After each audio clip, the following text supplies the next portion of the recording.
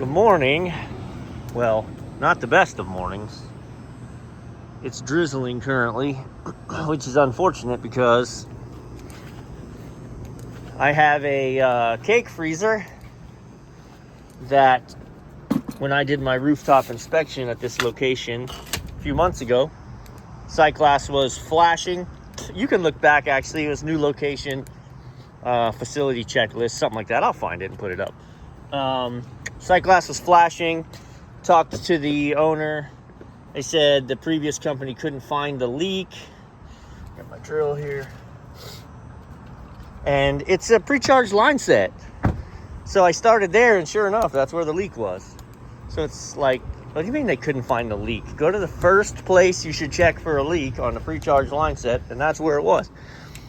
So, but with it raining, you know, that sucks from a torching perspective for moisture and everything else. This ladder sucks. On my 800 trips up and down, right? Because you kind of just have to use the gas meter.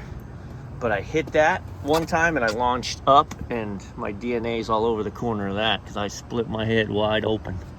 All right, let's go. We've got a glycol unit right here, right next to us, that's going to be very annoying.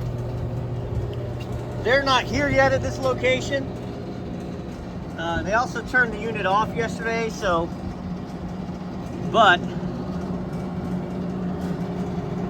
just look. I see how it's beaded up. That's because there's oil. Both of these were leaking.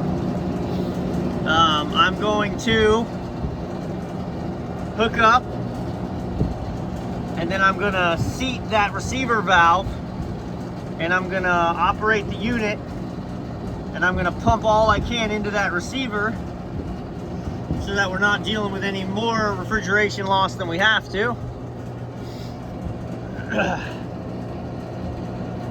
Oy. And then you can see I've got a ton of line set. So I'm just gonna eliminate all this, right? We're just gonna cut that. I'm gonna eliminate these. We're just gonna go in straight pipe. I was gonna show you something about this, but also look, your glycol tank is not full. I mean, it is and it isn't, right? It keeps bottoming out.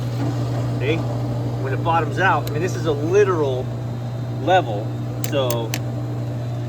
But I was gonna show you, this was set for 50. Nope. This was set for 50. Which means there's a temperature probe in there, and if it's higher than 50, the fan's gonna run. Well, that's all the time, doofus. Set it for 65, 68. And now, when the actual glycol is warm and needs to be cooled, it'll kick on. And we can work in peace, but that's when I noticed. Yeah, that fan is just running all the time. That's why I came and looked. Because the fan just never stopped running. And it's early in the morning, the ice cream machines aren't under a load. Okay, so I front seated this valve, right? I loosened the packing nut, tightened it down, tightened the packing nut. Then I was able to get it turned on inside. So turned it on, it ran until the pressure control dropped it out, and then it was almost at zero. Then I manually engaged the contactor to pull it all the way down just into a vacuum, and now we've got her ready to go. So far, things are not going as planned. Why would they? So, it's okay. What I had going on was the suction valve. When I heated it up and pulled the pipe broke. Because this was already flared. Or not flared, but swaged. So I wanted to just remove this pipe. And I got it nice and hot, was just wiggling it, pulled, and the pipe broke. So getting this out became not worth the squeeze. So we're just gonna eliminate that, Yes, it gives me isolation problems later, but I'm still gonna put a service port back in. I've used our NAVAC swaging tool to swage both sides. So we're gonna clean all this copper up. I'm gonna go ahead and torch this one in out here. Then we're gonna make our torch in there. Cut that, and then I've got to do some fitting changes because I'm gonna have to actually swage this and put it on the inside of that. But anyway, hackery sometimes. All right, so got this side brazed in. I did that out here so I could get around and make sure it was good. We're gonna go ahead and do this. We've cleaned everything. I've gone to using the wire wheel just because it's quicker. Deburred everything, cleaned it, and then I actually have, sometimes I'll use a bungee, but I'm using this strap. I'm holding this line tight in there, so as it heats up, it can't move around on me or get loose. All right, so looking around it, and that looks, I've taken a good look with the flashlight. It's sealed. There's a separate big booger there, and that's what you see the other side of it. But yeah. Oh yeah, yeah. Struggle bus morning, huh? It'll be all right. All right. I know you got lots to say. I hear you. Don't think I don't know. But I might not know, so let me know. So we changed the whole dealio. Again, I really hated having to put this many torches, but if I'm being honest, when I got the expander tool, I got real bold about not needing fittings. And then I needed fittings and adapters to go from 1/2 to 3/8 and stuff I couldn't do with the expanding tool. So I had to get a little bit monkeying. I also didn't want to use, there was a bent 90 already that I didn't want to reuse. And so I used a physical 90, which created 2 more brazes. But, hey man, I'm not terrible today. All right, I have the unit powered on, but I pulled the contactor coil wires so the upper unit can't run even if it tries. I need that on because I need the solenoid open because I've pressurized the system with nitrogen, and I want to check the quick disconnects back here. And of course, these are lovely to get to. Stand by.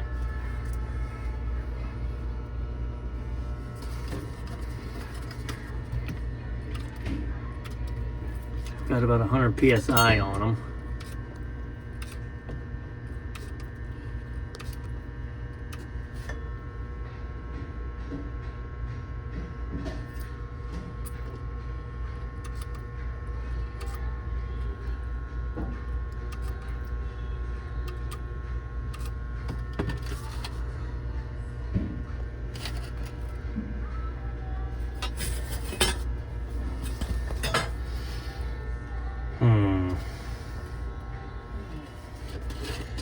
Gotta love these dang quick connects.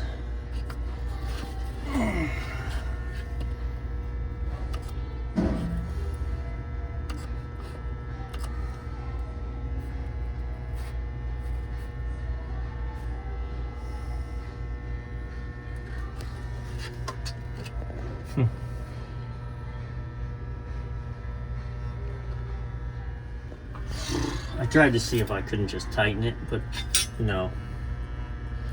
What a nightmare. This unit's not on wheels. There's not enough line set for me to even drag it forward. I've got a fitting, so I can, right? I can inline it. I can inline it from 1/2 to 7/8, whatever that is. But how, right? I gotta lay under this freaking, I gotta lay under this cooler with the torches. Cut all this out. Ay, ay, ay. The leak was only supposed to be up top. It's alright. I just, if I had a little extra line set, I could pull this thing forward. I could do my work from behind it. I'd feel a lot better. Alright, so here's the setup. We've got pipes cleaned. Ran it over there because it would sit in a friendly place for me. I've got fireproof rag down. This actually not that worried about because I'm cutting it out too, but let's keep everything protected. There's an overhead wire I'm protecting. There's no sprinklers anywhere in this building. No smoke alarm that's gonna go off. I'll try and get on this thing, get it torched. And all right, the inside wasn't fun. I'll go give you a tour. I'm gonna put that back together. I'm pulling a vacuum. I'm only pulling through the low side. And I've got the solenoid opened up inside so that we're pulling all the way through the evaporator and all the way back to here. All right. You can hear our solenoid's open. So this is our suction line we're drawing a vacuum through. So there's my connection. Ugly, I know. Soap bubbles everywhere because I had to pressure test it and then use soap. We're good. We're gonna move some things around so we eliminate the rub out possibilities. But yeah, this one gave me fits. Oh, it's full blood raining now. There's the line sets we cut out. I'm making trips back and forth, taking down the things I don't need, bringing up the things I do, trying to be efficient with the trips. Frustrating weather, but we're drawing a good vacuum. I mean, I'm gonna leave it running for another 45 minutes or so.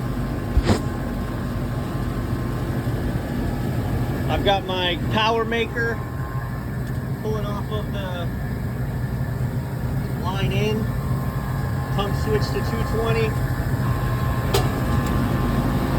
Alright, what should happen now, I'm going to open the receiver. We're going to go ahead, that's going to release refrigerant back into the system, probably with enough pressure that the unit fires up. I've got it off at the moment. I'm going to open the receiver first. I've pulled my vacuum. I'm going to purge my lines.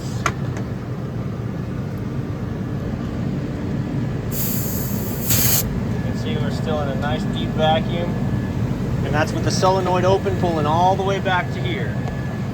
So let me crack that, and we should get pressure.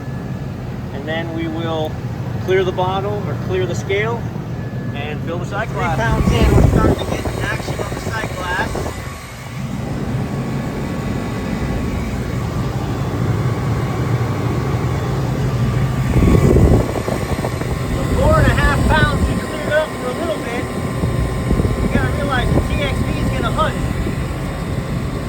Once we finally gave the TXB a solid column of liquid, it started adjusting to get it right. You can't get it right without a steady column. So we're clear for a minute. Go ahead and open it up again, add a little more. I love a new sight glass with clean Freon, like brand new. Oh, isn't that nice? So this unit says that it takes 15 pounds of 404. I've put 5 pounds in, and if she's done hunting, that's it. So that's great. That means by parking it in the receiver, you save the customer 10 pounds of gas. Not quite there yet. Yeah, you gotta be patient as the box cools down to find out. It just stopped raining. I'm done. I gotta screw the panel all back together. The sight glass is clear. I haven't been downstairs, but I bet it's very close to satisfying. Let's go check the temp. Love that. Love it, love it, love it. 2 degrees, baby.